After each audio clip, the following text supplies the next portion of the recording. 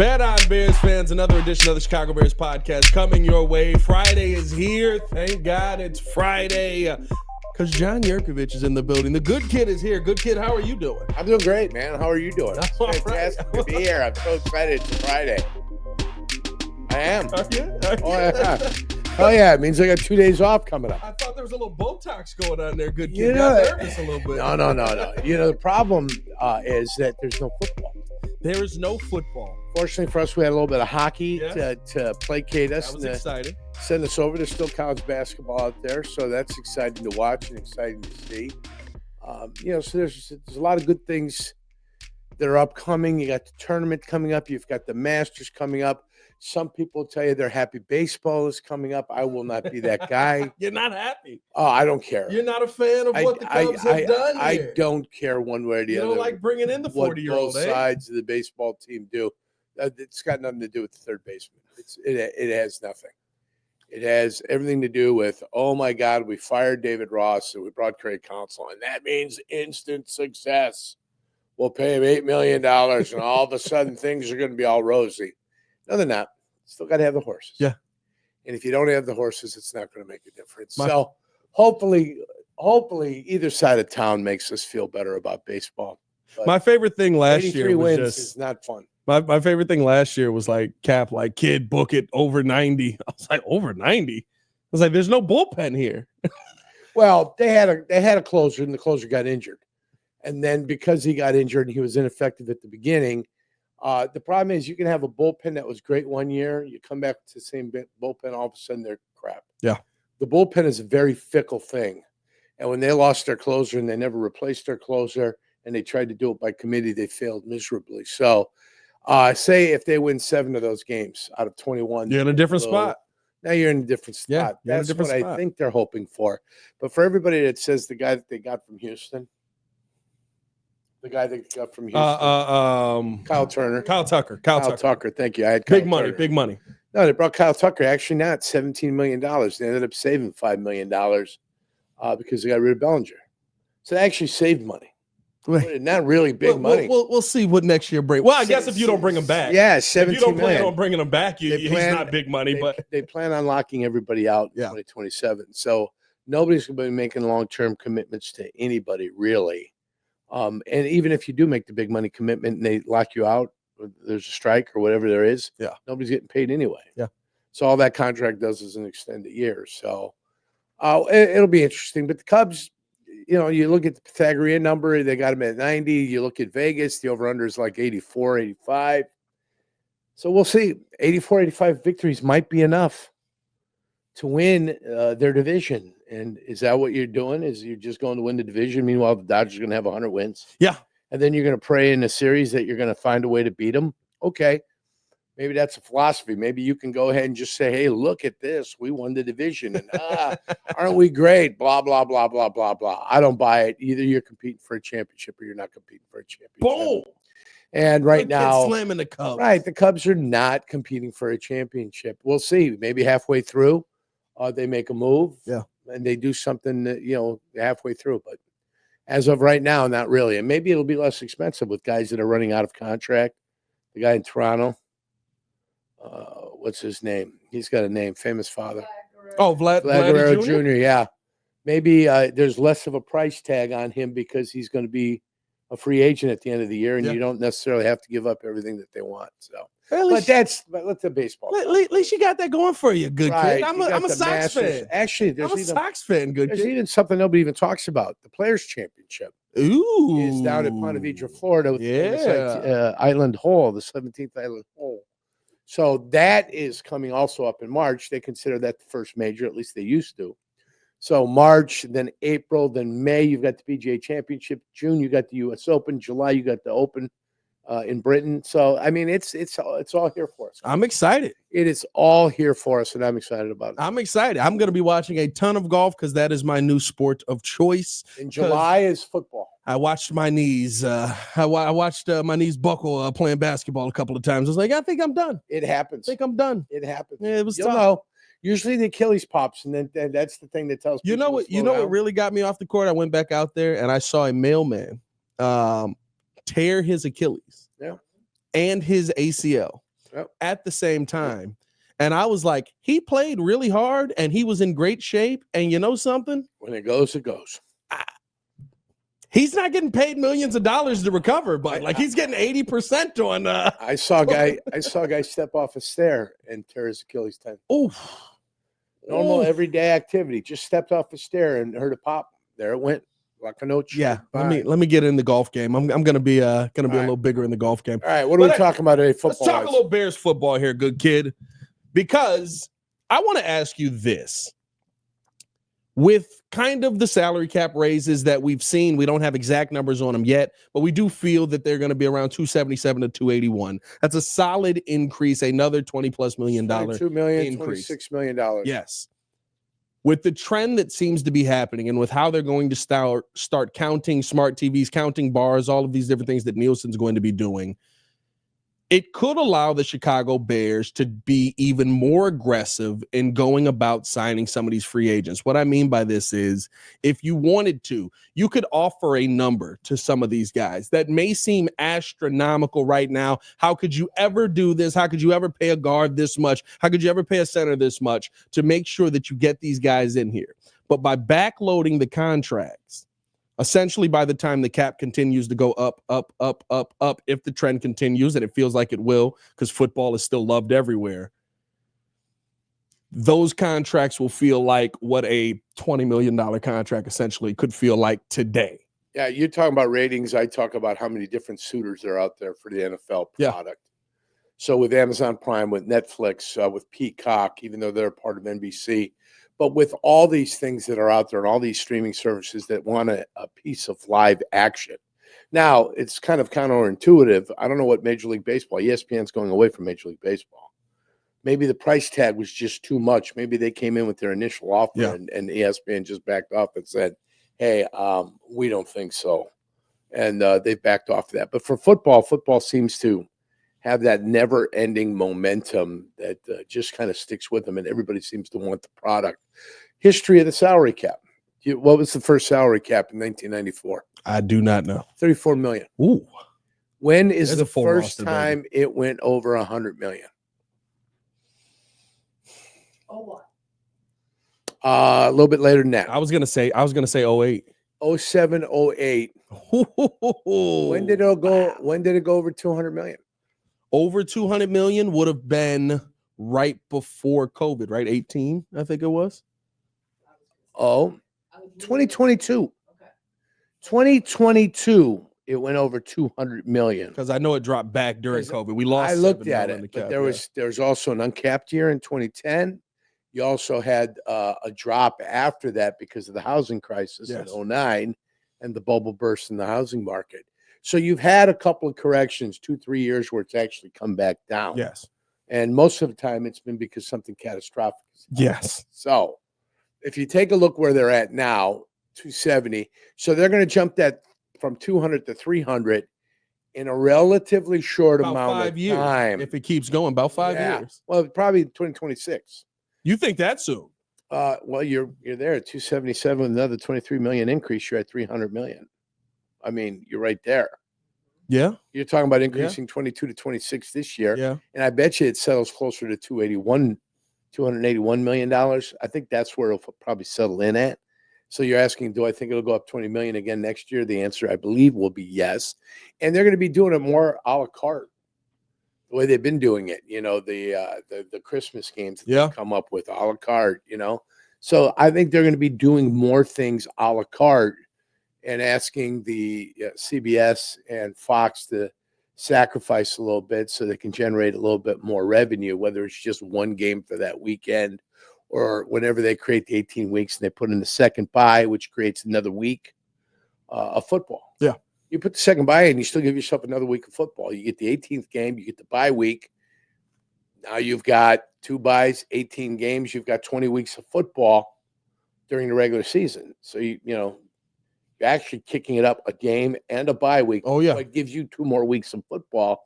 So you're theoretically increasing the product by 2 weeks. An additional, 2 games. It's by 10%. Yeah. 12%. So you're going to want 12% more from everybody just off the bat because you've given them another 2 weeks of football. So, I mean, that's where your increases are in the a la carte menu and the demand for the big packages with the most live games.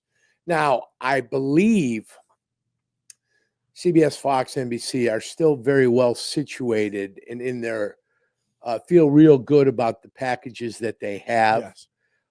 I don't believe Amazon Prime can produce those games. So even if they get them, Netflix trying to get in on the mix on that too. right? But Netflix can get on it, but I still don't think they can produce the games. I think they're going to need Fox or somebody. They're going to need somebody with the expertise in the trucks That knows everything, yeah, to still produce the games. So no matter what, I don't think any of those television stations are going to go away, because at the end of the day, they're going to have the directors. They're going to have the people that know what the hell they're doing. Yeah. So, but could it go higher? Yes. Could it go higher? Absolutely. You still don't have to pay your quarterback. You're 4 years away from having to pay your quarterback, if he deserves the money, and we'll see if he does. Time will tell, and we'll see what kind of contract that is. But once you get to $30 million, 25% of the cap, you're looking at a $75 million quarterback. Yeah. For the best ones. For the if he is that guy, yeah, you're probably talking $75-80 million for Caleb Williams easily. If he gets there. Yeah, he's got to get there. He's got to be one of those top guys. If he's not there, the last thing you can do is sacrifice 25% of your cap for a guy that's not the guy. I think that's we'll see. Hopefully he becomes that guy, and that's the problem we have. Would you gamble that, right? Would you gamble on some of the contracts that now that they're going to sign? That right now, right? You've got some free agents coming in. I think with the amount of money there is, I think the center and the guard, you can certainly make them a part of it. Could you make Josh Sweat a part of it? I think you could. So you answer that with veteran guys, and then you draft young kids. 100%. To come in here. And don't forget, you're still going to have to pay Gordon. You're going to have to pay Brisker if Brisker's healthy enough to get paid. You're still going to have to pay some guys on this team. Is there money to be saved? If they stay with Tremaine Edmonds next year, then I think next year is the easy time to go ahead and easy, yeah. So that's not a problem. TJ Edwards doesn't make enough money, and he plays well enough to where it's not an issue. Yeah. Okay, when you make 2.5 times as much as TJ Edwards does, and you don't play nearly as well as he does, that's when it becomes a problem. So that's why Tremaine Edwards is always going to be the guy that gets looked at. They need to do something with their tight end position. If they went and drafted a tight end this year, I wouldn't be out of whack. Cole Kmet's decent. It's serviceable for one reason or another. He doesn't seem to have any rapport with this quarterback. So somebody's got to figure out where that went wrong and why it went wrong, and why at the end of the season in the final 6 games, for one reason or another, he just did not want to throw the ball to Cole Kmet. I was going to say, is that just Caleb Williams maybe though? Like, is it just, hey, I don't want to throw to this guy. Is it the scheme? Was he not used? I said rapport. Yeah. The rapport between these two. Tommy Waddle looked like a lot of film and told me, hey, this guy's open, but they're not throwing him the ball. Quarterback's got the ball in his hand. He makes the decision where the football goes. Yep. So there's an open guy in the field and you can't find him. Can you not find him because you didn't see him, or can you not find him because he's not an option for you? So, like I said, rapport. I said on the show yesterday, and I'll say it here, there's a reason Jimmy Smith and Keenan McCardle used to go to Mark Brunell's house for the baptisms they used to have in his pool, because they wanted the football. If the quarterback is baptizing people in his pool, well, hallelujah. Believe, yeah. Oh, yeah. So, if you want the football, you better make sure you placate the quarterback, because the quarterback's the one that decides where the football's going. So, I think they got enough money. I don't mind spending money to get players. That's what you've got to do. Sometimes you got to spend that money to go get guys, period. Zach Martin retires. He's done. So there's maybe another suitor, but they don't have the money that the Bears have. Yeah.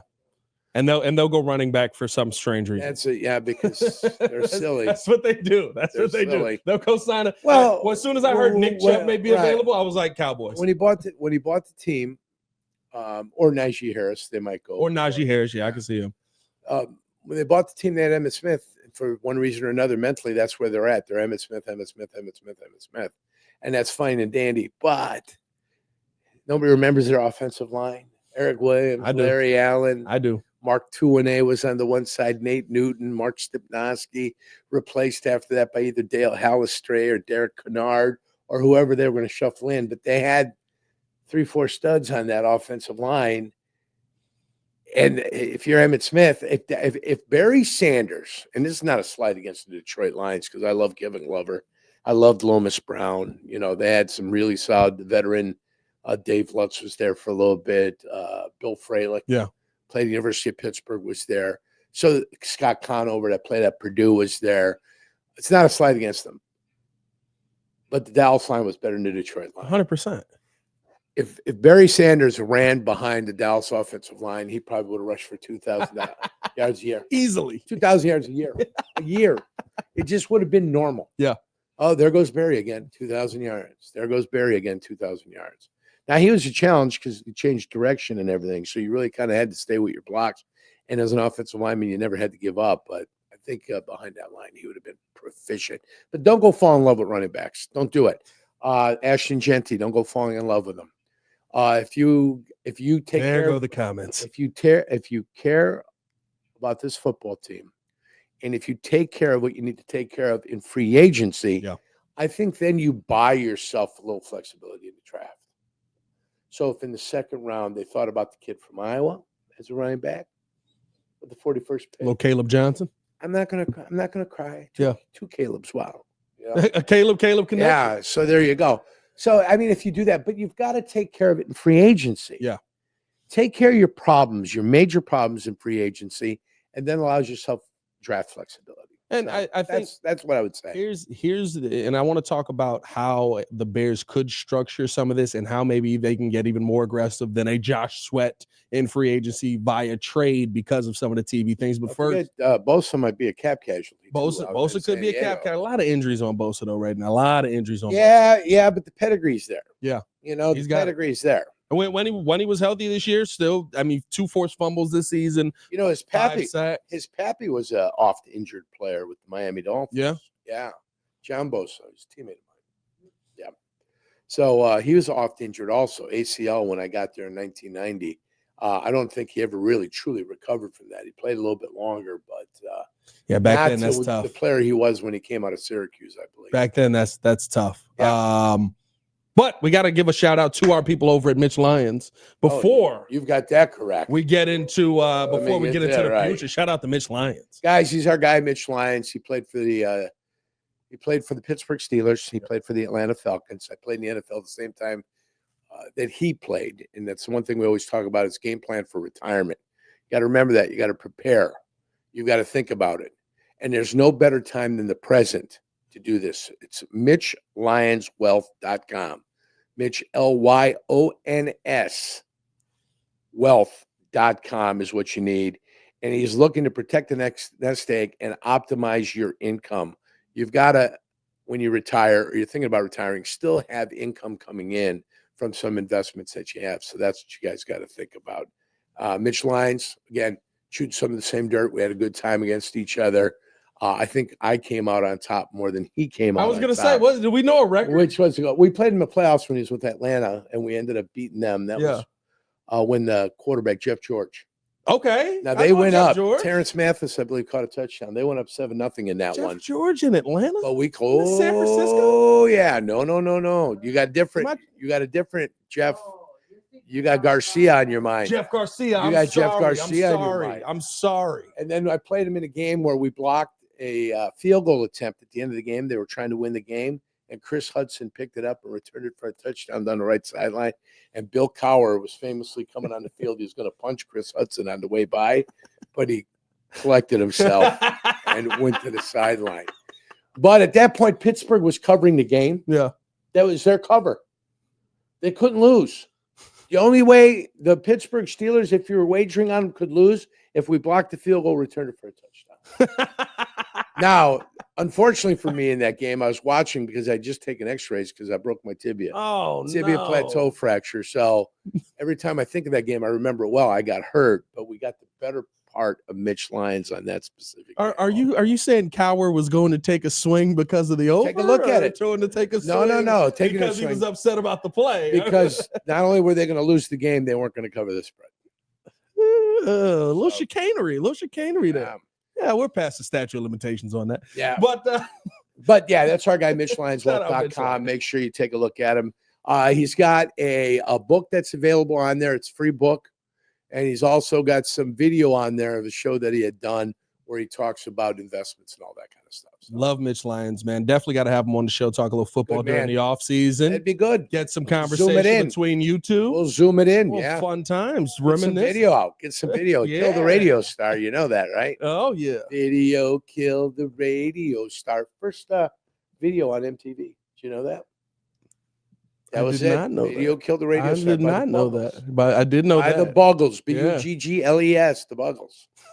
And then it was Joe Jackson stepping out. Love that. Scenes from New York. Picture it. Scenes from New York. Cab drivers. A little bit cold with the stuff coming out of the whatever it is coming out of the grates. Coming out of the grates. Nobody speaks on what that is. What is that? And then Joe Jackson stepping out into that. Oh, it's fantastic, man. Joe Jackson. First we just transported. We just went with Jurko back into his playing. And then we went straight. We went straight to Rio. Her name is Rio. Duran. Her name is Rio. And then Hungry Like a Wolf. I mean, it was all types of stuff. Where's Billie Jean come in there? She's not my lover. I've heard She's reports. not my lover. I have heard reports. Billie Jean came out a little bit later than that. Yeah. Then, of course, the big one was Michael Jackson with Thriller. Oh, yeah. Yeah. It's close to midnight. And that was the big one. I mean, that was like the cat's meow in the 80s. And when Thriller came out, and you had to see that, you had to watch it. What was the look you were rolling with on when Michael Jackson was on? Did you have some leather? Were you doing some leather? Z Cavaricci's and a members only jacket. Oh, back in the day. Yeah. Find the photo, Eric. Pants rolled up and folded. Oh, yeah. That's the way we were rocking it. I love it. Let's get back to a little bit. I never had a members only jacket. I had like the knockoff. No, you weren't a member. Like it was like numbers. Mine was numbers 1. You know, it looked like a members only, but it was numbers 1. And the other one was parachute pants. We had parachute pants. Remember the parachute pants? Yeah. Oh yeah. You were rocking them. But me and my guys were grunge before grunge was cool. So grunge came in the early 90s. Yes.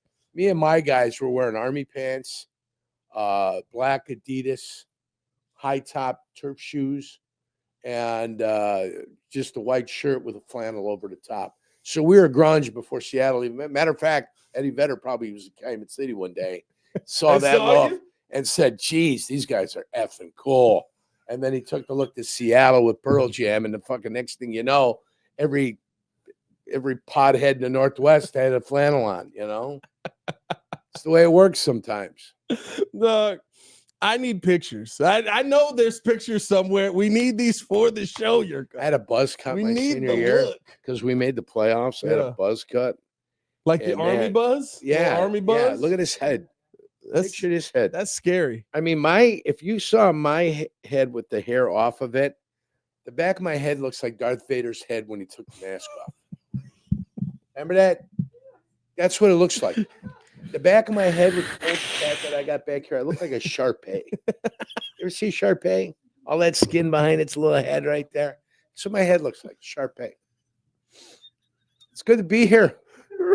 It's great to be here today, guys. This used to be a Friday. football show. It is a football show. It's still football. We're having fun. We went in the Wayback Machine back when the Bears won the Super Bowl. You remember that? 1985. I wasn't born. I was there, baby. Yeah. I was 18 going on 12, like a child. I'm in college. Figure, what the hell am I going on? Did you try to take street lights down and march them down the street? Was there any of that foolishness going on? Pacifist in that regard. I'm not gonna lie to you. The only place I was physically violent was on the football. Somebody said, imagine if Chicago ever won a Super Bowl, like quote tweeting the Philly fans, and I was like, it would never be like that in Chicago because Chicago police. Well, back in the day when they were allowed to, when you could keep the peace and you didn't have to worry about it. Back in the day when they were allowed to, like if you jumped on the field, that crowd, nobody ever saw anything. When they put you downstairs, they beat you with a rubber hose. You knew never to jump on that field again. And then they wouldn't beat you to the point where you weren't functioning. But they beat you to the point where you tell everybody that don't ever do that because when they get you downstairs, they're going to beat the living hell out of you. And what is that called? That's called deterrence. Yeah. Deterrence. It's wonderfully effective, right? And so 2 of my guys ended up jumping onto the field. Oh, no. And they told the stories. And they told the stories well enough, so none of us ever did it. Yeah. They jumped on Soldier? They no, not Soldier. They jumped out at Comiskey. They took a bus there, and somebody had to go bail him out of jail. Somebody had to stick around to get him out of the jumping at Comiskey feels like the worst idea because they've got bats there. I don't know if you noticed. There's baseball bats in the building. Yeah, well, they weren't threatening the players. They were just, just running out, trying to have a little fun. Have a little bit of fun. Was this during disco when they blew disco Not up? Disco Demolition. When they did a little disco demolition in center field? Yeah, that was a great night. You were there? Were you there? Oh. No, I was too young. Doubleheader against the Detroit Tigers. Yeah. Yeah. That was second game canceled. Ripped the sod up there, throwing disco records around. You start chucking those things across the field. They're like little lasers, coming in and they'll cut you. Yeah, vinyl will cut you. Man. I got my cousin. Yeah. We were playing frisbee with my uncle's records. Yeah, it did not work. Yeah. Also, he also didn't like us flinging around his Zapp and Roger records. No, I can imagine because Cuz couldn't catch that well. But caught one to the forehead. That'll do it. And nice little swoop. Yeah, man, that's how it goes. It was fun. We were having a good time. Still there. Let's finish it out with this good kid. Finish it out a little bit. Football-wise. I want to go big here with the Chicago Bears. Right. Because of the situation that we've talked about here with the about free agents. With the free agents, but I'm going to throw a trade at you. Go ahead. If Myles Garrett is available. I would go big because of the kind of contract that you could put together for Myles Garrett, where you trade for him, you get him in the building. We will give you the money you're looking for. You will be the highest paid defensive end in the NFL, and we'll have you here for 5 years. I would backload as much of that contract as I can. You can try to backload as much as you want. Without guarantees, they're not going to allow you to backload as much as you want. Well, I think you still give them a guarantee. Right, but but that guarantee is going to have to be massive, and you're still going to have to guarantee, not like on this date it becomes guaranteed. Yeah, he's going to want guarantees. If you want to backload it to make it easy for you in the salary cap, you got to guarantee it. The player's not necessarily going to agree with that. The player's going to have a problem with the distribution of that. Matter of fact, he'd prefer to have a lot of it up front, not just in the signing bonus. But in the first 2-3 years, if you're going to sign him to a 5-year contract, he's going to want to have most of it up there. That way, when he gets to his 4th and 5th year, he's making $17 million a year pennies on the dollar. But he's already been paid for everything. That way, you wanting to move him, it isn't as sexy to get rid of him. Right. So I would just say that he'd want more. You're asking, do you want to take a home run shot? Yeah. What if I went for Micah Parsons, and I know they've already talked about keeping him? I still think your defensive backfield has tremendous depth. 100%. So I would, if I was going to trade for your guy, Myles Garrett, is he a free agent or I got to trade for him? Got to trade for him. Got to trade for Myles Garrett. I still put Jaylon Johnson out there. I trade Jaylon Johnson. You're trying to trade Jaylon Johnson. Myles Garrett. Yeah. I got a top 100 football player in the NFL. Yeah. Myles Garrett also got a little bit of dog in him. Myles Garrett's different. He's got a little bit of a dog in him. I keep telling people this year, like, I get that we love the players that we have here. I would love to keep Kyler Gordon. I would love to keep Brisk. In your scenario, right, I would love to keep Jaylon Johnson. But if it's Myles Garrett on the other end of it, I can find you again. Myles Garrett is 12.5 to 17 sacks. That is not a normal player. That is a generational pass rusher. Mm-hmm. I would move mountains to get Myles Garrett on this team. There you go. I'd move Jaylon Johnson. Yeah. So would you be willing to move Jaylon Johnson for Myles Garrett? Yes. I'd be willing to move in a half a heartbeat 60% of this team from outside of Caleb Williams, Roma Dunze, and anybody you bring in. I don't know if that's going to be an even trade. I don't know if that's going to be a 1-for-1. No, you'd have to give some draft capital in there as well. You're going to have to give some capital. I don't know how much. I got myself a Pro Bowler too. Myles Garrett's not happy. So Myles Garrett is the guy that can facilitate this trade. Yeah. And the reason I say Jaylon Johnson, I mean, whatever with Jaylon Johnson at the end of the year and the business decisions he's making. You've got depth in the defensive backfield. Yes, you do. You do. You've got depth in I like Terrell Smith. I think he's a solid backup. Yeah. And I'm not telling you that they're as good as Jaylon Johnson. No. I'm not even trying to sell you that. I'm not a fool. I won't try to sell you that. I'd say you got depth. But with Myles Garrett then coming off the corner, with Montez Sweat on the other side. well, that's fine. You still probably need one more in the middle to make life so much more handsome for you. With that, I feel, and you're not giving up as much trade equity, Right. which is what I still want the picks, because you got to have possible. young talent. You got to develop young talent to be able to maintain whatever you think you're going to have over the course of a lifetime. Yeah. If you just want 1 year, you'll blow it half to hell and you can do whatever you want. I still need success over the long term. And success over the long term comes with retaining a lot of what you have. So that's my feeling on it. It's nothing against Jaylon Johnson. Yeah. No, listen, It's nothing against you. I'm talking about the depth. Though. You've got the depth. Yes. At the defensive backfield position, if I had to sacrifice and I had to choose a position where you could sacrifice, it would be position is at the defensive backfield. Yeah.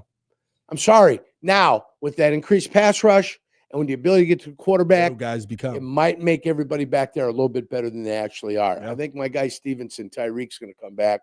He's going to have himself a little bit of a year, a little bit humbled. I think they're going to put him in a better position next year. So with the increased pass rush and Tyreek, even I wish he'd focused a little bit more. Hopefully that comes with maturity. Think Al Harris will have that covered. I hope so. Did you see the I don't want to call them mug shots, but that's kind of how some of them looked. The pictures come out on the Bears website yesterday of all the new coaches. Yeah, I didn't see that. Al Harris looks like he's not going to take no nonsense. Mm-hmm. Eric Bieniemy, his face literally just looks like, get me a running back so I can run him forever. Well, they wasted money on DeAndre Swift last year. Well, They did. And you could have not drafted old Punt and picked up Bucky Irving. Could have picked up Isaiah Guerrero. Listen, there's a whole slew of things. This guy, yeah. I've never seen anybody fail to the top the way that Ryan Poles has. Ooh. It's a long way to the top. Unless you're Ryan Poles, all you do is fail, and then you just get there. I worked in construction, so most of the time when you're bad at the job, they just keep pushing you up. So they get you out of the field. I've seen a lot of guys fail to the top. They get you out of the field. They don't. What did he do? He blew up a transformer. You know what? And then 2 weeks later, you're like, wait a minute, he's a general foreman? How'd that happen? He just blew up a transformer. He's a general foreman? You got to get him off the site. Otherwise, you're going to kill somebody. You just keep pushing them up until you find somewhere where you can just John Paxson them, Doug Collins them. That's your guy, right? You know what I mean? Appreciate y'all for tuning in and showing love. Let us know your thoughts. Would you be a lot more aggressive if knowing that the salary cap is moving the way it's moving and probably will continue to move that way? Let us know in the comments. I'll be down to talk with you guys as well. For the good kid, John Yurkovich, it's your boy, Pat the Designer. Y'all have a great weekend and watch the PGA. Watch a little. There's a lot to watch here. Watch a little. It's out there. Tournament time. Maybe a little tournament NBA. time. Yeah. Watch a little NBA. Playoff basketball in the NBA is absolutely fantastic. No, I'm being complimentary.